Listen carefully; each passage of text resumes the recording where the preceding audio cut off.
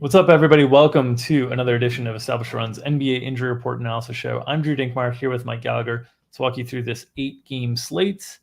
Mike, happy Monday. How are you? Doing good. Brought up matchups yesterday, so that was nice. Got a little hike in, and we're firing on props. It's going well. Yeah, we are in it, and I'm trying to juggle all the balls in the air. So we're going to try to keep this quick, so I can get back to some projection work to potentially fire more props. There's not a ton on the injury report tonight, so let's start with some of the questionable tags, and then we'll work into some of the teams that are on back-to-backs and what we could be looking out for there. But let's start with Toronto and Scotty Barnes, because he's in the 7:30 Eastern game at Miami. Questionable tonight. Chris Boucher has been upgraded from questionable to available. What are your expectations on Scotty Barnes' availability tonight? And if he is unavailable, how would that impact Toronto's rotation? I'm expecting Scotty to sit. He hurt his shoulder and then hurt his ankle, and Nick Nurse said he's going to miss time. So it was surprising to see him even get that Q tag, and the beats for Toronto kind of share that sentiment. So expecting him to sit. We saw Koloko basically take his rotation spot and get pretty short minutes, and it was really Precious Achua who picked up big playing time revenge game, got the Bam on a bio assignment. So I think that they're going to start Precious and just kind of keep their rotation clean that way. They've got more depth in the front court now with Chris Boucher expected back. He's been expected back for a while, but Nick Nurse actually said on Saturday they were expecting him back today. So should be back, probably a minutes cap. So we'll probably see a little bit of Koloko, a little bit of Thad. Precious would be the guy who I expect to benefit the most because they're going to want to have the post presence on defense with Precious on Bam. So I would expect him to benefit in a big way. Obviously, more usage for Gary Trent, bombed 12 threes. He'll be shooting a lot. We know Miami gives up a lot of three-pointers. Van Vliet's usage has been way down. We'll see if he can kind of get things going. Precious got the Jimmy assignment. We can talk about that in a second. But, yeah, it should definitely be Precious. Whether he may not start. I think he does. But he's the guy who will definitely benefit from a playing time standpoint. Yeah, on the Miami side, the injury report is, Victor Oladipo and Omer Yurtseven are out, but they also lose Caleb Martin and Nikola Jovic to suspension. Jovic had not been a part of the rotation, so it's really Caleb Martin who is lost alongside Oladipo and Yurtseven here. How do the Heat make the rotation work without Caleb Martin? So they have three options to start. One, I think, is Max Strus. He's been fantastic in the six-man role. That would be kind of the case. Okay, these guys know each other. That would be a case for Strus to play a ton of minutes, which he's been doing really anyway here. So expecting him to play a lot regardless.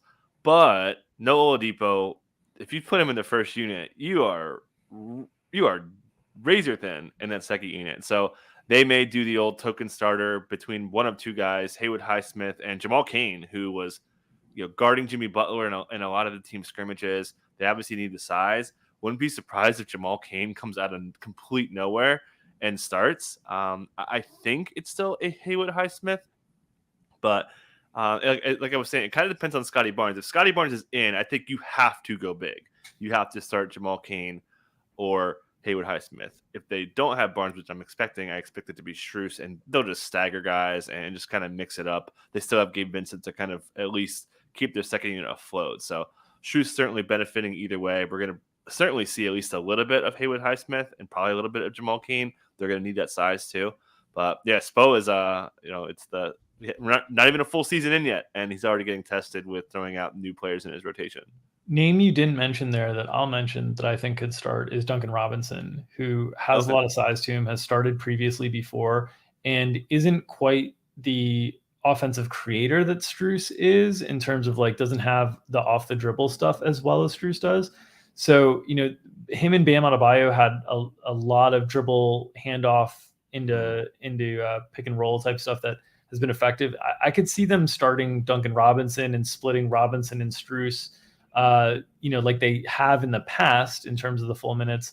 But Robinson playing kind of like a Caleb Martin starter-esque role, like low 20s, mid 20s or something like that, and then fill it in on the back end with Strus kind of still leading the bench unit. That's another solution that I think they could go to because Duncan has a little bit of size to him as well, even if he doesn't have kind of the bulk.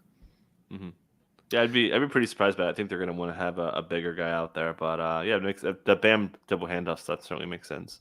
Yeah. And I mean, the Miami offense has been a little bit of a struggle early in the season, so we'll see how they go on that front. Okay, let's get into some of the other questionable tags. Dylan Brooks for Memphis, questionable with that left thigh soreness, was questionable and was expected to return on Saturday, but did not. Right, did not return for Memphis against Houston.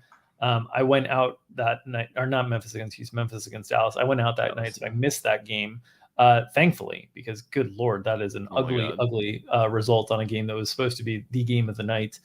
If Dylan Brooks gets into the mix tonight, what do you think things look like for the Grizzlies rotation? Yeah, first of all, Luka just ripped their hearts out in the first quarter. He's just been going ham to start games. Yeah, well, this should note that, my God, David Roddy got wrecked. He got like Luka put on him a handful of times. Luka just completely made him look like whatever was worse than look like a rookie, like worse than that. Laravia also not in a great spot. So I think it was probably Laravia being the 10th man and then, running their usual spots as well. But those guys are going to be affected in a big way. Santi Aldama's minutes are going to come down a little bit. They were running him a lot.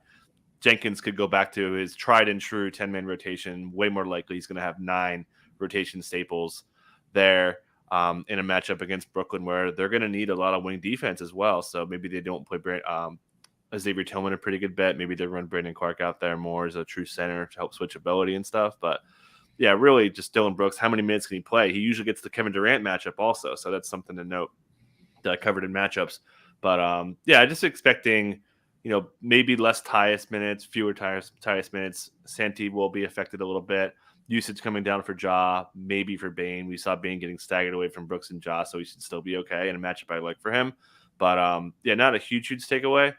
But yeah, nice. We got a nice spam in the chat. Spam bot, yeah. So good. But yeah, that's kind of where we're looking there.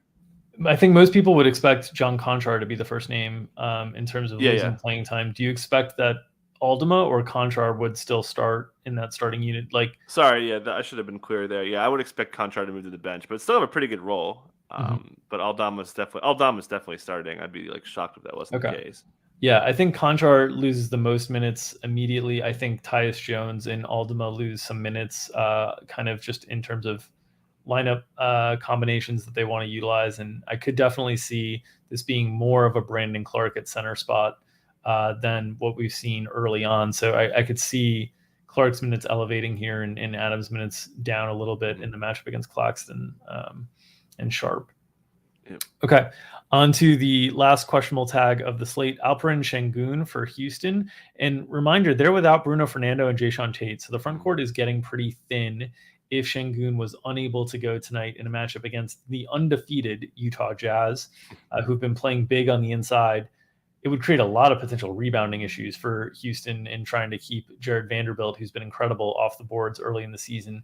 What are your thoughts on the Şengün injury? And we saw, surprisingly, they kept him in that bench role even without Bruno Fernando, sliding Usman Garuba into the starting lineup and playing more minutes than Şengün. Obviously in a game that wasn't super competitive, but what are your thoughts on Şengün's availability tonight? And it seems like this bench thing is really, really his role because they've elevated Fernando and now Garuba, who's not even in the rotation ahead of him. What are your thoughts on Şengün tonight?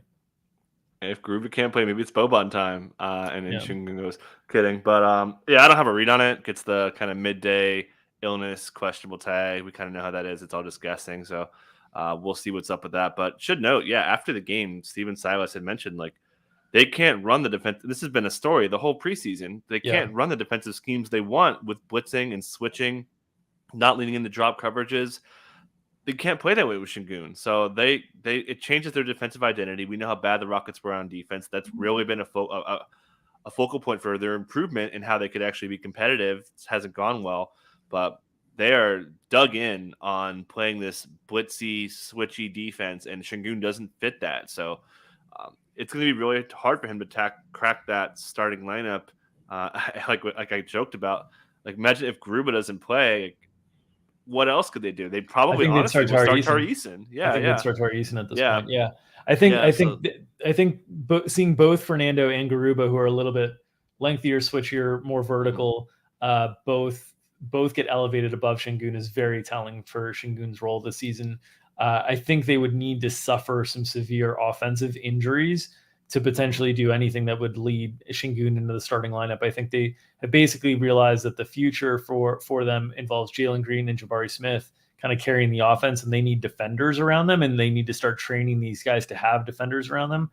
It's interesting because Şengün, coming off of his rookie season last year, I would think would have been and made a good enough impression that, you might not want to hurt his trade value in any way, shape, or form. But I think they're probably thinking like this is the best way to keep him performing is through a second unit where the offense runs through him and different things. But it's going to keep the minutes cap on Şengün all season long. It's going to be hard for him to get into the upper 20s in a bench role. And obviously tonight with illness, I would expect the minutes to once again be in the low 20s. Mm-hmm. All right, teams on a back-to-back tonight. Any rest concerns? Let's start with Utah, who was in overtime last night. They, in the past, have rested Mike Conley in a lot of back-to-back situations. Do you have any expectation of whether they would rest Mike Conley tonight? Don't have much info. We should get it probably in 20 minutes or so. We'll see. But you would think Conley getting 36 minutes is pretty good candidate to sit. Clarkson probably playing. We'll see what's up with Colin Sexton. Minutes were down. But Kelly Olynyk maybe too. Maybe they play Walker Kessler. So you guys will cover that more on the DFS show. But definitely expect. I think Conley's probably coin flippy, maybe even likely to sit given the circumstance and the minutes and the overtime and all that stuff. But yeah, we'll find out pretty soon. And you would expect Colin Sexton to slide into that starting spot, or Malik Beasley? Who do you think would fill that starting slot if Conley was unable to go? I think it would be Sexton. Yeah, they've been running him behind, assuming Sexton can handle the minutes. Horton Tucker's been horrible. Lost some minutes in the second half. And they just don't have a lot of ball handling. So we've seen Balmaro pick up point guard minutes for the Wolves. But yeah, Sexton, we'll see how many minutes he can play if he is out there playing a bunch of minutes. Because, Clarkson is a guard, but he just doesn't run offense. Yeah. And then Minnesota and Portland are the other two teams on back-to-backs tonight. Any concerns that we should be on the lookout for either of those two teams? Just found out Kyle Anderson's out. That was expected according to Chris Finch yesterday. Rotation went pretty small. They ran, a lot of McLaughlin, Noel, a little bit more Prince than we wanted, unfortunately, yesterday. But yeah, I didn't see anyone getting hurt. I watched a pretty good bit of this game, having to sweat a Wolves -9 despite being up 22 with like 3 minutes left. But yeah, I expect everyone to be pretty healthy in a game that, they're probably going to be pretty aggressive on. And I think they've got enough youth, so it should be good. Yeah, it's a little bit tough to figure out some of these rotations in terms of going small or big when teams play OKC, because OKC is so small out there with the groups that they're playing that I think teams are just naturally leaning into smaller and smaller lineups. Is one of the things that's happening early on in the season.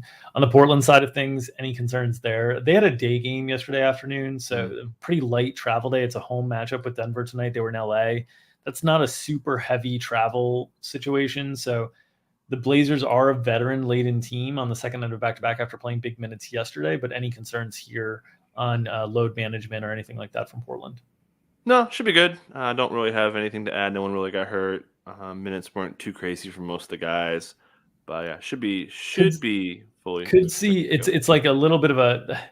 Could see Nurk minutes come down a little bit. Sometimes they're a little bit more careful with handing back-to-backs and stuff. But obviously the matchup with Jokic makes that sort of challenging to do. But I wouldn't be surprised if Nurk just tipped down a little bit and ended up closer to like 24, 25 tonight. I mentioned that in matchups. We've seen Bilbs multiple times last year said that Nurk kind of ran out of gas in back-to-backs. A good point. Yeah. All right. I think that does it. Anything that I missed that we should cover that you wanted to get to the people? No, I've got some good stuff in matchups. But yeah, I think we covered it. So make sure if you have your subscription to ETR NBA's DFS product, make sure to peruse matchups. A lot of good tidbits in there. Mike often leaves notes on stuff that he's interested in betting as well, like John Morant's 40+ points on Friday night that hit for the people in the Discord at 7-1. We'll have a little social vid go out closer to the show tonight to make sure and encourage people to hop on and watch. But if you don't have your ETR sub, head on over to Established Run NBA subscribe page and check out the products that we're offering there on the DFS side or on the prop side.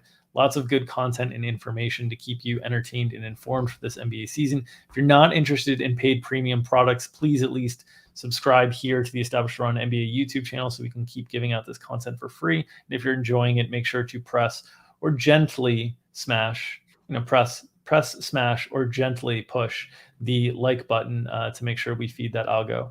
As we say, num, num, num, num, num, feed that algo, keep us happy, keep us giving this free content. We will see you all tomorrow at 2 o'clock Eastern with another edition of Established Run's NBA Injury Report Analysis Show. Take care, everybody.